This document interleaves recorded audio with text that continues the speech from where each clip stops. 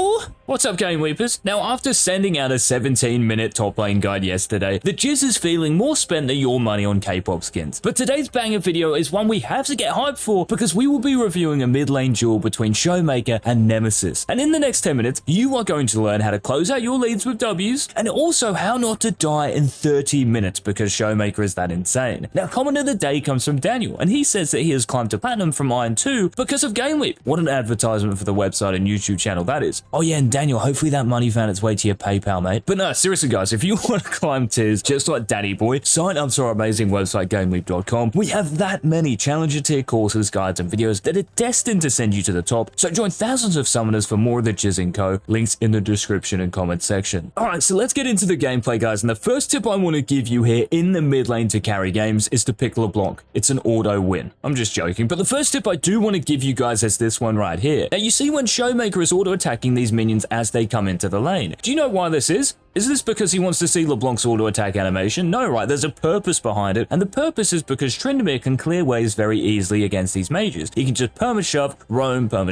and instead of actually fighting the Tryndamere, what you're doing as a mage most of the time is trying to wave clear and keep it away from your tower. So what Showmaker does here is he softens up the enemy minion wave, so it's actually going to be pushing into Nemesis here. This means that he's going to hit level 2 first, and in terms of the actual lane, he has complete control over it. So if you're against a champion, guys like Tryndamere, like Nocturne, maybe even Malzahar, someone who can shove really hard early game, look to do this as soon as the wave comes into lane, especially if you're playing a mage, so you don't give them the chance to just perma shove at level 1. Now, in terms of staying alive in the mid lane, guys, this tip is really important, so make sure you're paying attention here. It's not just about the enemy mid laner, of course. We have to think about the rest of the map. If it was just the enemy mid laner, we could treat this like Howling Abyss, right? But there's a top lane river, there's a bot lane river, there's various routes into the enemy jungle and your jungle, so we have to be aware of what's happening on the map, and more specifically, the enemy jungler here. Now, I'm not going to get into too much detail about jungle shaking, but if you have an idea on where the enemy jungler is, what you need to do, guys, in the mid lane is adjust your positioning according to that information. So Showmaker, as you can see in the mid lane, knowing the enemy jungler has full cleared his bot side, you can see that no bot side camps are up, and he had a ward on raptors, he knows that he's transitioning to the top side of the map. So if Showmaker wants to stay as safe as possible and just make this a 1v1, he wants to be holding the south side of the mid lane. So you're going to see for the next 1 or 2 minutes, Showmaker is never going to move to the north side of the lane. So if I draw a line straight through the mid lane here and call this the north, this the south, he's going to stay on the south side. This is going to keep you safe, and one of the main reasons this is so powerful, you could run through the bot side river, or you could just run straight to your tower if you can make it there. And I just want to point out for all you cynics out there that this game, if I look at the scoreboard right now, look at Showmaker's top lane, 0-2, look at the jungler, 0-1. So how does he end up winning this game in hard carry? Well, he doesn't carry just yet, and one mistake I want to point out to you guys here that I think Showmaker makes is he roams top lane here. Now, Tryndamere, Nemesis is level 6 at this point. We see on the scoreboard that when it's 0-2, Jace is 2-0, and if we look at the map as well, this is very important and really the big factor here. We can see that Xin Zhao is on wolves here, and our vision covers the enemy raptor camp and the bot side river. So if we were to guess where Diana was, where would she be? She's probably going to be top side of the map, right? And as I show you the top side of the map, we can see she's pathing towards the top lane. So the only way this might work out for Showmaker and his team is if Xin Zhao was here as well to make this a 3v3. So what we're doing here, guys, is looking at the map and then making a calculated decision on whether actually roaming here to the top side is good, because Gwen is so weak, it won't take long for the enemy team to dive her at all and kill her, so we're much better off just staying mid here, getting golden XP for ourselves, and if Nemesis does get an assist or a kill, he is going to lose some golden experience in the mid lane, and you never know, maybe we can rotate after that down to the bot lane, which is where Xin Zhao is, and make the bot side fight a 4v2, so we counter it in terms of the map. But as you can see, Showmaker decides to actually complete this roam, but nothing happens as a result of this, like literally nothing. So in your games, guys, if there's a very low chance of you actually getting a kill or saving your teammate, you're not obligated to go help your teammate just because they're getting dove. Think about the map and make high percentage decisions. Now, whenever the game opens up, guys, and this is always going to happen, so this tip is very important, and this is going to happen when your bot lane goes to top lane or mid lane, and you as a mid laner, you're probably going to start side laning. So if your bot lane does go mid, don't feel that you have to go mid here. That's probably the right decision, to be honest, if they don't have golden experience to get in the bot lane in terms of objectives, right? So it's much better if you go bot and keep your bot lane in the mid lane because they have a better chance chance of getting the enemy tower, and they're just safer. But yes, what you want to do here is go towards the free lane. If you go to the mid lane as well with your bot lane, what you're doing is sharing golden experience, which is terrible. You're stifling your own progress and your team's progress as well. And just from a team perspective, this is why at the start of a game, we have 3 lanes occupied. So we always want to keep these lanes occupied, so as a team, we're getting the most golden experience possible. So Showmaker goes bot, he picks up a couple of creep waves, and then he makes a roam hit, but only after he does something, guys, and that's right, he shoves the minion wave out. This means that if the enemy team does lose something, they're going to lose even more in the bot lane because Showmaker's minions are pushing onto the enemy side of the map, meaning they're killing the enemy side's minions. And in terms of this actual roam as well, if we compare this to roaming top for Gwen, who was 0-2, you can see on the scoreboard, Xin Zhao's actually kind of doing well, Senna and Set are doing well too, so it's not like you're going mid for teammates who are 0-10. Also, the enemy team is turret diving, which helps, and Showmaker ends up picking up 2 kills here, and this is where he starts to take over the game. So even until level 9, guys, it's a very slow, calculated, methodical game. So I guess that's another tip. Don't ever feel like you have to win the game by level 2, level 3. Now, another massive tip I want to give you guys, that sounded weird, is one that I kind of touched on in yesterday's top lane video. So when you have TP as a mid laner, you have to realize that if the enemy champion doesn't have TP, so as you can see Nemesis here, he has Flash and Ghost, which means that when your team is fighting in a 4v4 situation across the map, like Showmakers is here, you can TP in and make this a 5v4. So what you're doing, guys, is playing the numbers game. And even if you are behind, just the fact that you have 4 more cooldowns than the enemy team in this team fight, this should be good for you. And as you can see, Showmaker TP's in, and they end up winning this fight. So the last 2 macro plays have been so clean, and this enables him to get kills. And it doesn't really matter how good your mechanics are, that's the great thing about it. Like even Showmaker's LeBlanc compared to a Diamond LeBlanc, it's not going to be really that different. The real difference is between how they think about the game and actually use their time efficiently. After you see Showmaker W into a wall, see he's got Diamond mechanics but a Challenger brain. I'm joking, his mechanics are actually nuts, but yeah. Now what happens after this, Nemesis decides to run it down a little bit, and Showmaker ends up picking up 2 free kills for the first time in this game, and this comes around level 10, level 11. And free kills, guys, these are going to happen. There's no reason for me to go in depth here. If the enemy team runs into you and gives you a couple of kills, that's great. But as we see Showmaker roam to the bot side of the map here, this is the next point I want to make. Notice how Showmaker has a red sweeper here. So whenever you're playing a champion with pick potential, in terms of you have CC to set up kills for your teammates, you might be playing Ahri with her charm, you might be playing an assassin even, you know, you've got pick potential, one-shot potential. It's great to have a sweeper for when the game opens up, because most of these fights aren't actually going to be in lanes. They're going to be around dragon pits, rift heralds, in the jungle, so having that sweeper enables us to deny enemy vision and get in advantageous positions. And as you can see, when Showmaker knows none of this is warded here, he can just run straight into the Jace. He doesn't have to wrap around to try catch him up because Jace might be running away knowing it's warded, and all he has to do is land his Everfrost. Xin Zhao is here to back him up, but even if Xin Zhao isn't here, guys, or Gwen, it's still a good play to make. There's no way the Jace is going to kill you there unless you really do just headbutt him. So whenever that game opens up and you're roaming around the map, remember to use your sweeper to influence that vision. And speaking of vision, we're going to see exactly the same play here. So you have a sweeper, but you also have a control ward, right, to deny the enemy vision. So Showmaker, knowing this area near the enemy raptor camp is likely to be warded, puts a control ward in this very popular brush. So when he decides to make this play, there is a chance the enemy team doesn't see him, and because he's playing Everfrost LeBlanc, he has so much mobility and CC, he W's in, lands his Everfrost root, and Ezreal is going to die here. So in terms of the vision game, guys, when you're on these pick mid laners, it is so important to control it, because really this is the most important thing. The actual kills that come really happen because of what you did in terms of vision 30 seconds beforehand. That's a very important concept to understand. And because Showmaker has been doing this so well, guys, as you can see, he's got 18 Magi stacks, and now he's in a great position just to hard carry this game. But look at this, Rift Herald is up, so whenever an objective is up, guys, and your team is looking to do it, this is the time you're going to use that sweeper, those control wards, to deny enemy vision and to try set up picks for your team. So when Showmaker W's over this wall here, he has his sweeper going, and it's a great idea to use your sweeper in popular enemy warding spots. And thankfully, because the enemy Diana thinks blue buffs win the game, she ends up going in for this and greeting and dying, so Showmaker picks up another free kill here. But what really sets this up is the fact that the red team is around the Rift Herald, and Showmaker is denying vision and entrances to that Rift Herald choke point, so it's a lot easier for the enemy to make mistakes, as you just saw. And this is even in Korean Challenger. So if it happens in Korean Challenger, guys, it is going to happen in any other elo or region you are in. Now what happens after this, guys, because Showmaker does have a 25 stack Magi's, it is pretty much impossible for the enemy team to win, but that's because he's been applying all the tips we've been talking about. So make sure you do the same in your games, and you will give yourself a chance of not only going flawless, but also hard carrying your teammates. So until tomorrow's video, let us know, by the way, if you enjoyed it by leaving a like down below. This has been the Jizz. Bye.